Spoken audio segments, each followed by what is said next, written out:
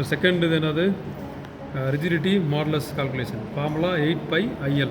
So 8 pi value 3.14, அடுத்து ஐ value already calculate பண்ணியிருக்கோம் 0.593 10⁻³ L value வந்து நீங்கள் மெஷர் பண்ணணும் அந்த சஸ்பென்ஷன் வயர் இல்லையா 83 சென்டிமீட்டர்.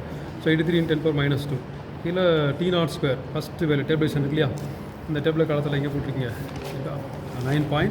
அதான் T0² ஸோ 9.75².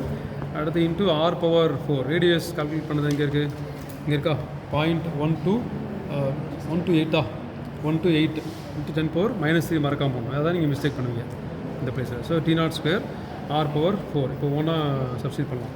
நியூமினேட்டரில் 8 × 3.14 into 0.593 10⁻³ into 83 10⁻².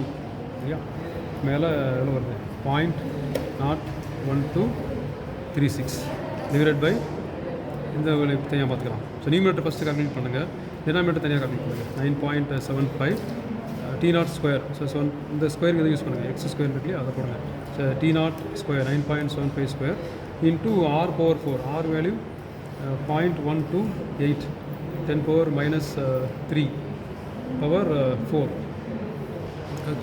பவருக்கு இந்த கேப் சிம்பிள் யூஸ் பண்ணுங்கள். ஸோ 2.5518 10⁻−14 வருதா, சரி செக் பண்ணுவோம். டினாமினேட்டர் இப்போ நியூமினேட்டரில் உள்ள வேல்யூ 0.01236 டிவைட் பை இந்த வேல்யூ நீங்கள் ஆன்சரில் ஸ்டோர் ஆகிருக்கும். அதனால் இதை மட்டும் ஜஸ்ட் டைப் பண்ணுங்கள், ஆன்சர் பட்டன் ப்ரெஸ் பண்ணுங்கள், அந்த வேல்யூ வந்துடும் 4.843 10⁻11 வருது. இந்த இங்கே ஒரு பட்டன் இருக்கு இல்லையா INGன்ட்டு, இதை ப்ரெஸ் பண்ணுங்கள், அதுவே பவர் மாற்றி விட்டுரும்.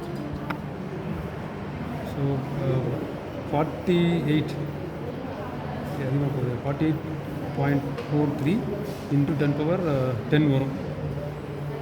இங்கே 0.5. ஸோ ஆக்சுவலாக மொமெண்ட் ஆஃப் இனர்ஷியா 10⁻³ வரணும், இந்த மாடுலஸ் வந்து 10⁻10 வரணும். இப்போ நார்மலாக இந்த மொமெண்ட் ஆஃப் இனர்ஷியா என்ன வேல்யூ வருதோ அதை விட ட்வைஸ் ஆர் த்ரைஸ் இங்கே வரணும். ஸோ இங்கே 4.8 வரணும் கிட்ட. சரியா, இதான் டார்ஷனல் மண்டலத்தில் ரிஜிடிட்டி மாடுலஸ் கால்குலேட் பண்ணக்கூடிய மெத்தடாலஜி.